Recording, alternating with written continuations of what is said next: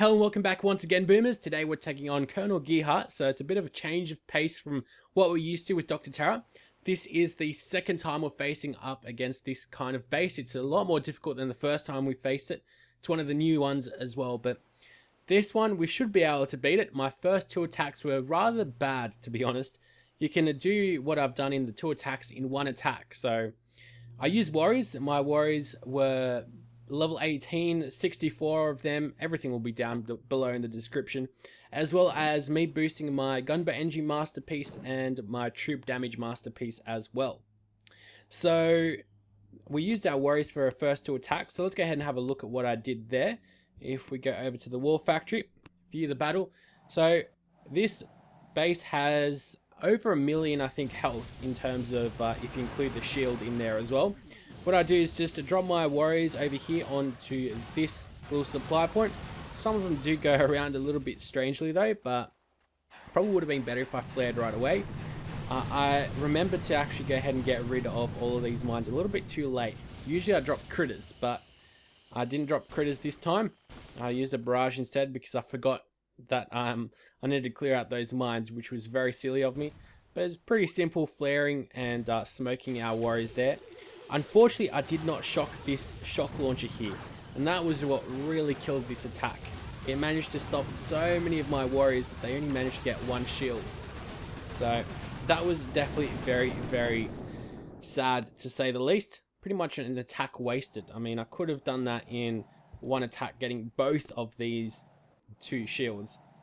So over here, I do roughly the same thing, although I do try to keep in mind that I've got just the shield generator a bit on the left hand side, not exactly in straight line with like it's not a very straight line to get to that shield generator. But over here I flare onto this shield next, so not straight to the shield generator, sorry, next to the supply point and then the shield, and that puts us right onto this shield generator, and we'll be able to take it down pretty simply this time as well. And this time I make sure I drop, I think, 3 shocks. Yep, the mortars at the top and down below here, and I also make sure to get that shock launcher.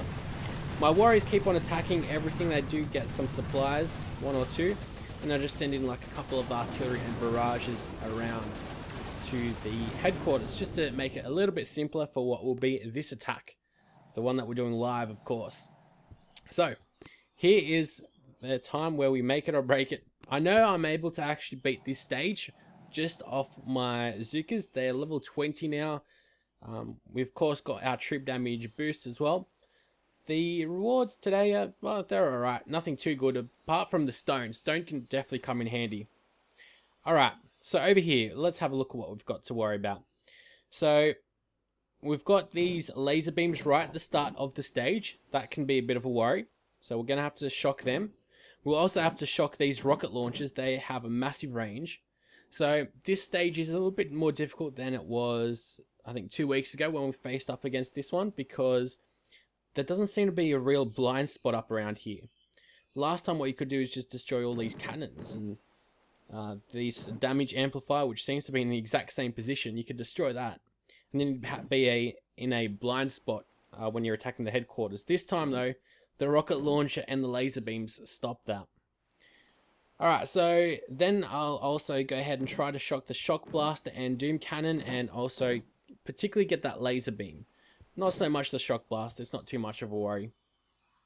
Alright, another thing I need to worry about is this shock launcher. I need to make sure my guys are far to the left enough so they are out of range of it, because the way I'll path my Zookas, they can be slightly in range of that shock launcher, and that shock launcher range is, I guess, kind of misleading in a way, because it can shoot up to the very edge, but then of course once that shock blaster like explodes, the range increases a little bit more, so you can really hurt yourself in terms of this strategy. But let's go ahead and give this a shot. We've got 500,000 health, and I've got a good feeling about this. Alrighty, so let's go give this final stage a shot. What I'm going to do first off is drop a flare right over here to the left hand side of the beach.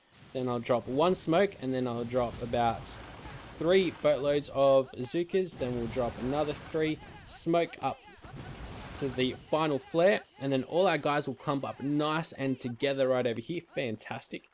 So let's go ahead and flare them a little bit over to the left, so they will be out of range, hopefully, of that shock launcher. That is the goal, and we're doing very well so far. Okay, so next up, what I'm going to have to do is drop a flare onto the headquarters, so we target that, drop a bunch of critters, and laser beam rocket launchers here, and laser beam up over there for the top.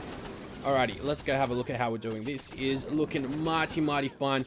One more hit, and we got there right in the end, thankfully.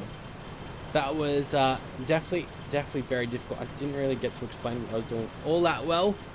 So what I try to do is get pretty much the 4 main focuses of attention. So one of the laser beams, the rocket launchers, and then over here I shoot twice with the shock bomb, and that's enough. And the crit is just to distract anything that might be able to attack us. But that's how I go about defeating Dr. Terra today, or Gearheart. Till next time, I'll see you guys later.